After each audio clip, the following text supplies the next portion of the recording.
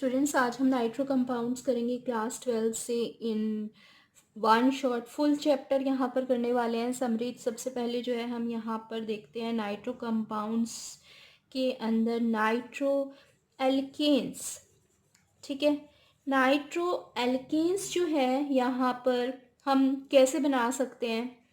अगर हमें nitro alkanes बनाने हैं तो हम प्राइमरी या सेकेंडरी एल्काइल ब्रोमाइड्स ले सकते हैं स्टूडेंट्स, या फिर हम आयोडाइड्स ले सकते हैं। ठीक है, लेकिन लेने कौन से हैं, प्राइमरी या सेकेंडरी।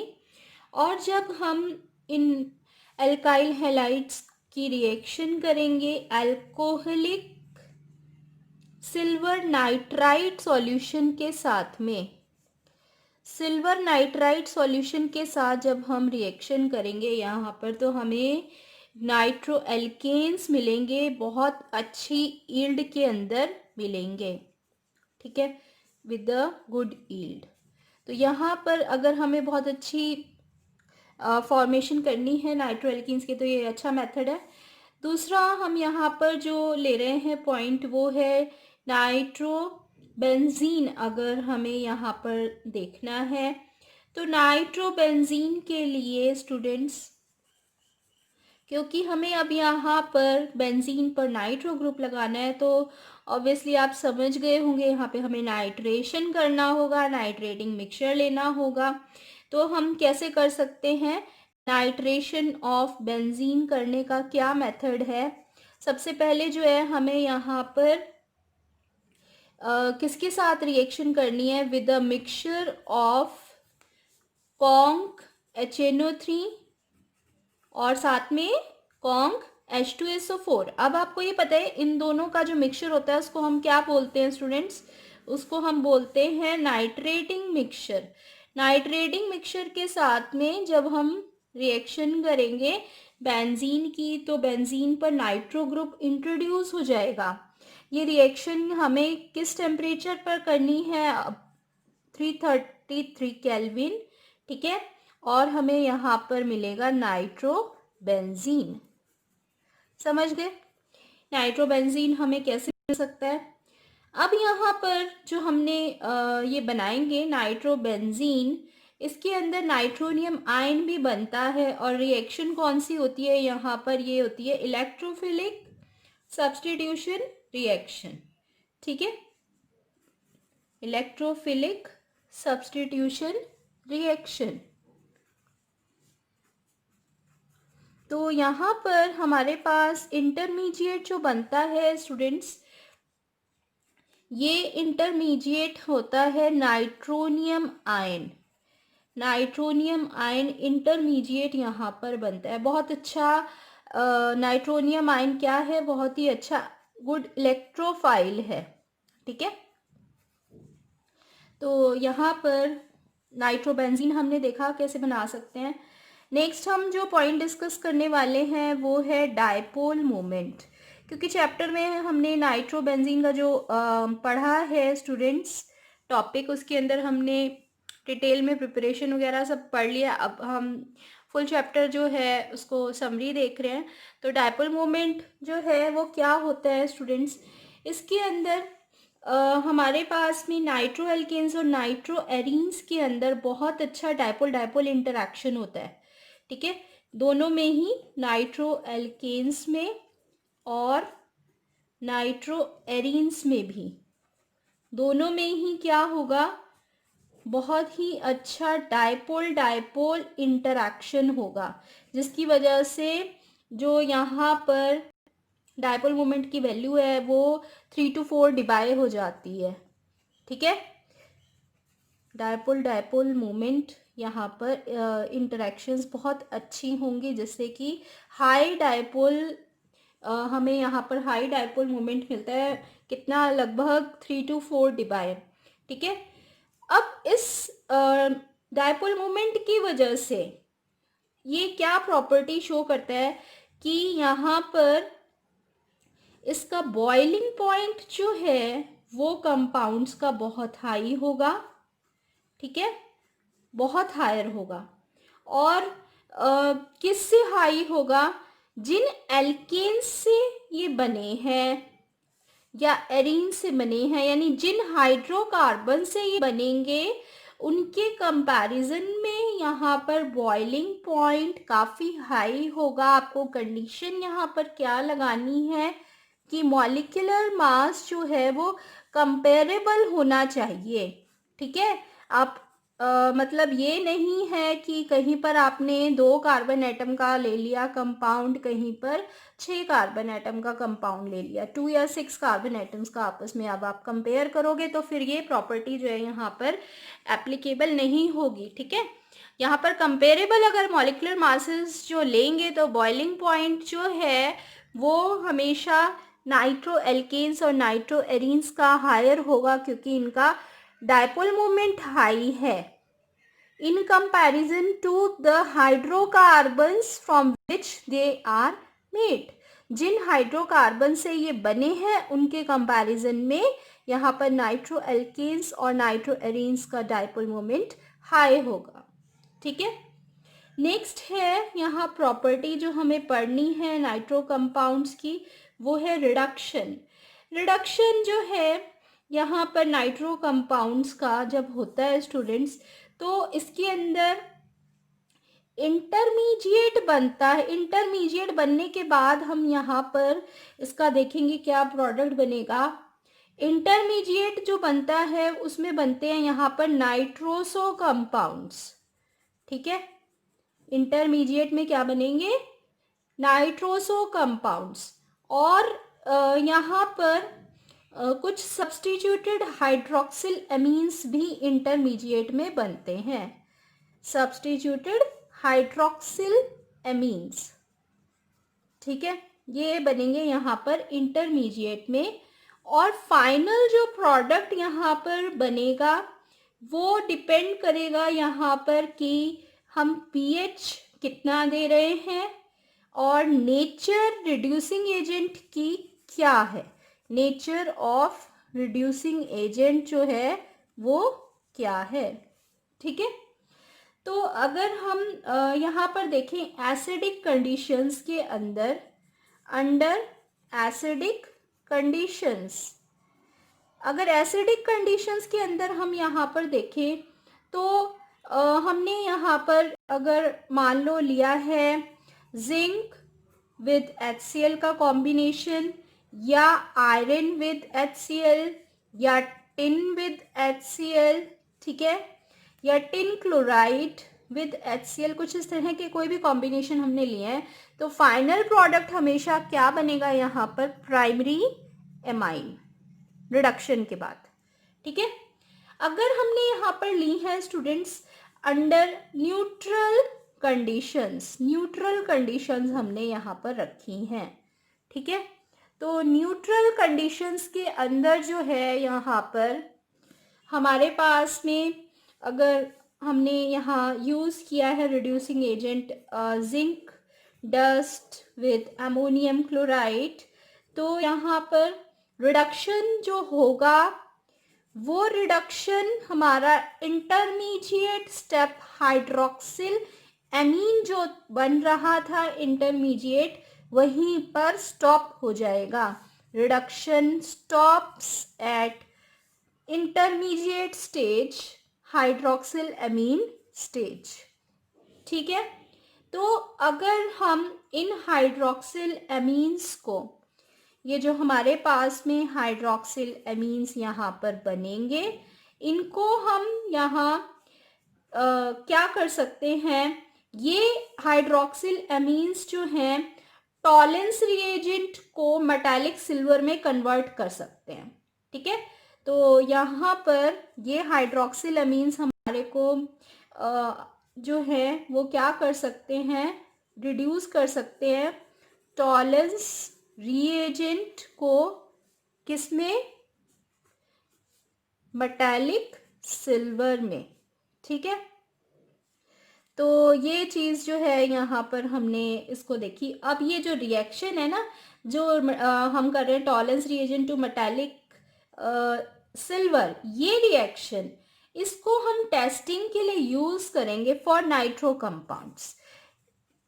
क्लियर, नाइट्रो कंपाउंड्स की टेस्टिंग हम इस रिएक्शन से कर सकते हैं।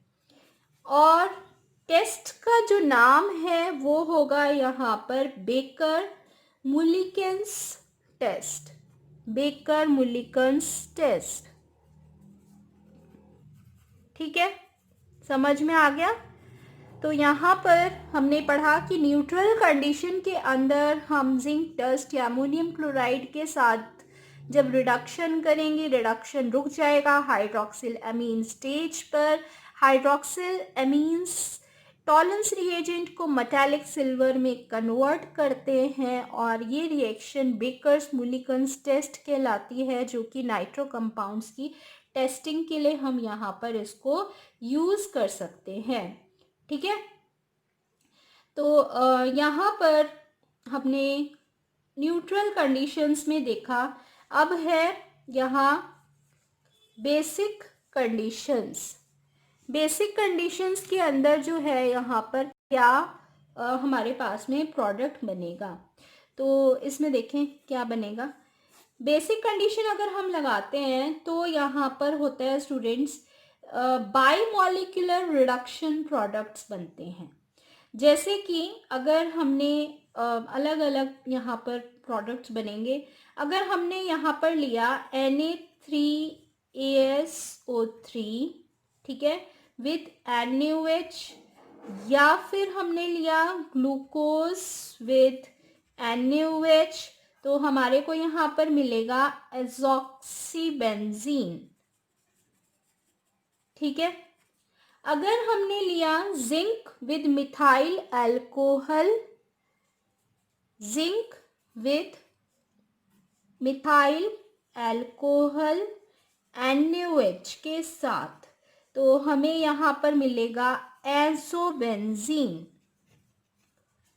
अगर हमने थर्ड चॉइस देखे लिया है zinc with NaOH, zinc with NaOH लिया है तो मिलेगा हमें हाइड्रा एजोबेंजीन, हाइड्रा एजोबेंजीन।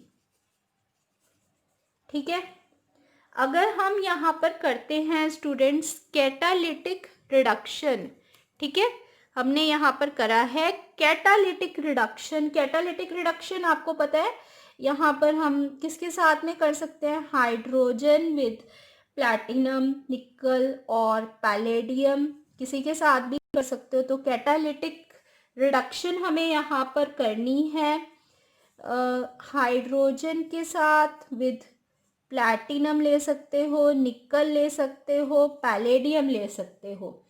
यहाँ पर आपको जब करेंगे तो मिलेगा प्राइमरी एमाइन।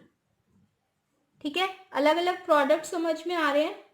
और अगर हमने यहाँ पर किया स्टूडेंट्स इलेक्ट्रोलाइटिक रिडक्शन, ठीक है, इलेक्ट्रोलाइटिक रिडक्शन अगर हम करते हैं, नेक्स्ट देखें, नेक्स्ट है हमारे पास में यहाँ पर इलेक्ट्रोलाइटिक रिडक्शन। तो इलेक्ट्रोलाइटिक रिडक्शन के अंदर क्या होगा स्टूडेंट्स, इसमें नाइट्रोबेंजीन का इलेक्ट्रोलाइटिक रिडक्शन करने के बाद वीकली एसिडिक कंडीशंस में, वीकली एसिडिक कंडीशंस में हमें मिलेगा एनिलीन।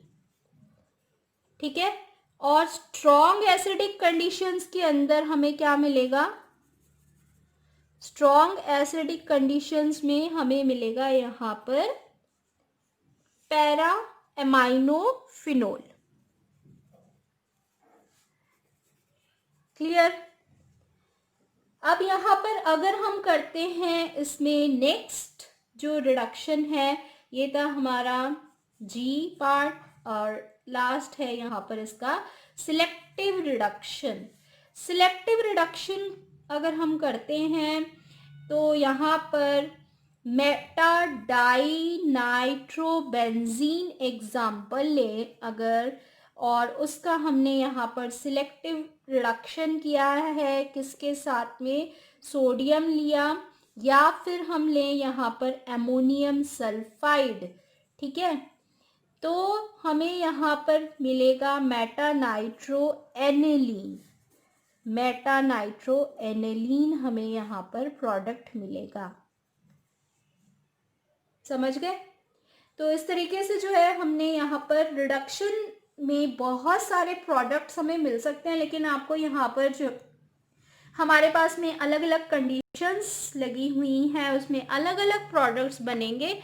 ये थोड़ा यहाँ पर आपको ध्यान रखना होगा कि कंडीशंस जो है वो हमने लगाई क्या है। नेक्स्ट यहाँ पर हम जो इसकी खास प्रॉपर्टी है वो है हाइड्रोलाइसिस। हाइड्रोलाइसिस जो है वो हम कर सकते हैं students with boiling HCl hydrochloric acid के साथ में, या फिर 85% ऑफ H2SO4 के साथ में। तो यहाँ पर अगर हम इस तरह से हाइड्रोलाइसिस करते तो प्राइमरी नाइट्रोएल्केन्स जो हैं वो तो हमें देंगे यहाँ पर कार्बोक्सिलिक एसिड्स, ठीक है। या फिर हमें इसके साथ में और क्या मिलेगा, हमें यहाँ पर मिलेगा corresponding salt of hydroxyl amine. जो हमने यहाँ पर एल्केन लिया है उसी कार्बन एटम के हमें यहाँ पर सॉल्ट ऑफ हाइड्रोक्सिल एमीन मिलेगा। नेक्स्ट हम यहाँ पर देख सकते हैं स्टूडेंट सेकेंडरी नाइट्रोएल्केन्स जो हैं वो हाइड्रोलाइसिस पर हमें देते हैं कीटोन्स, ठीक है। और साथ में हमें मिलेगा यहाँ पर N2O, ठीक है, नाइट्रोजन ऑक्साइड मिलेगा। थर्ड जो है हमने यहाँ पर टर्शरी नाइट्रोएल्केन्स देखना है। टर्शरी नाइट्रोएल्केन्स हाइड्रोलाइसिस पर हमें यहाँ पर कोई रिएक्शन नहीं देंगे, ठीक है, वो हाइड्रोलाइसिस शो नहीं करते हैं। नेक्स्ट है यहाँ पर रिएक्शन विद HNO2। HNO2 क्या है स्टूडेंट्स?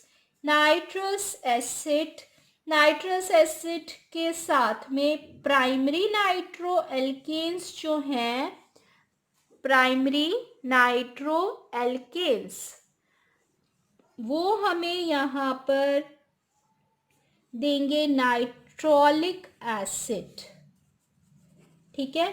नाइट्रोलिक एसिड जब हमें मिलेगा उसको हम अगर NaOH में डिसॉल्व करेंगे तो हमें यहाँ पर ब्लड रेड कलरेशन मिलता है, ब्लड रेड कलरेशन। अगर हम सेकेंडरी नाइट्रोएल्केन्स लें तो सेकेंडरी नाइट्रोएल्केन्स जो हैं वो हमें यहाँ पर स्यूडो नाइट्रोइल्स देंगे, ठीक है, स्यूडो नाइट्रोल्स। और ये जो है NaOH के साथ में नो सॉल्युबिलिटी, उसमें डिसॉल्व नहीं होगा।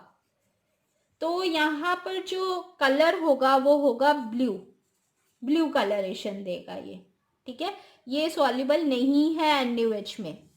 और अगर हम यहाँ पर लें टर्शरी नाइट्रोएल्केन, तो टर्शरी नाइट्रोएल्केन जो है वो यहाँ पर रिएक्ट ही नहीं करेगा। तो यहाँ पर हम इनडायरेक्टली प्राइमरी, सेकेंडरी और टर्शरी में डिस्टिंग्विशिंग टेस्ट भी कर ले रहे हैं स्टूडेंट्स विद HNO2, ठीक है। नेक्स्ट बहुत ही इंटरेस्टिंग जो नाइट्रोएल्केन्स एक प्रॉपर्टी शो करते हैं वो है टॉटोमेरिज्म। हमने टॉटोमेरिज्म का टॉपिक बहुत अच्छे से 11th क्लास की जो basics of first organic chemistry का चैप्टर है उसमें डिस्कस किया हुआ है स्टूडेंट्स, अब जाके देख सकते हो चैनल पर टॉटोमेरिज्म का टॉपिक। तो टॉटोमेरिज्म जो है यहाँ पर नाइट्रोएल्केन्स जिनके अंदर अल्फा हाइड्रोजन एटम प्रेजेंट हो, अल्फा हाइड्रोजन एटम प्रेजेंट हो जिनके अंदर, ठीक है। अल्फा हाइड्रोजन एटम क्या होता है? जो carbon atom functional group carry करता है, ठीक है, जो carbon atom functional group carry करता है उस कार्बन के साथ अटैच्ड हाइड्रोजन क्या कहलाता है? Alpha carbon, alpha hydrogen atom.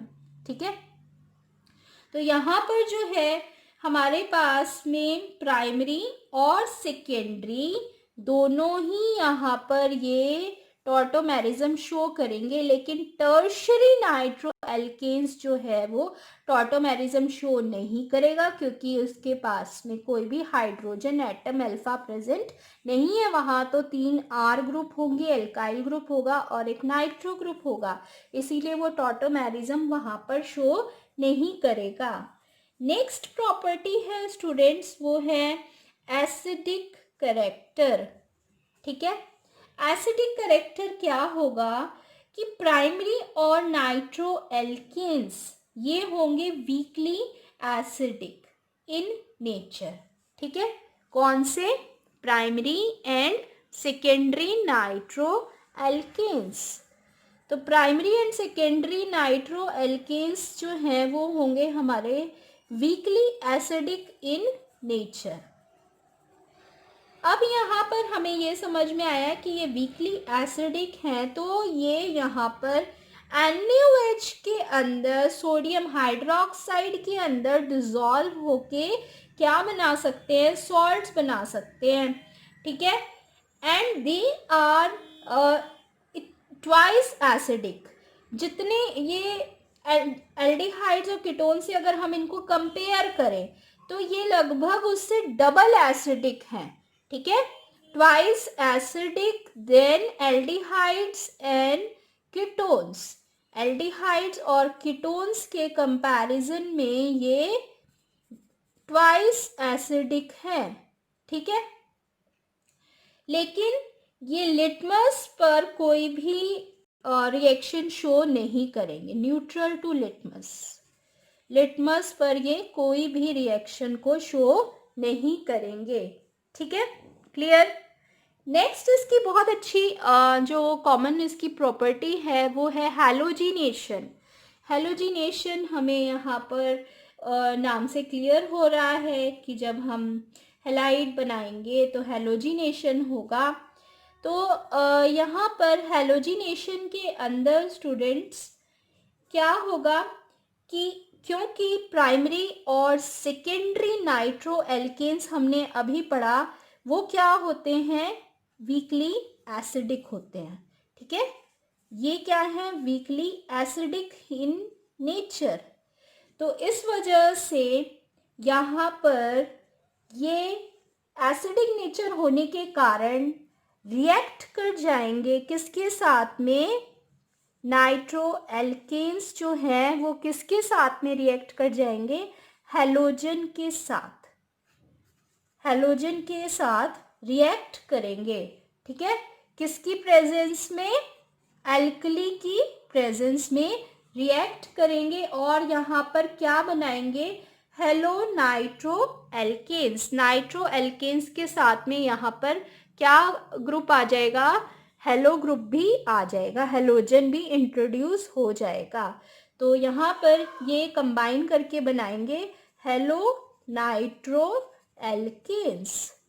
Clear.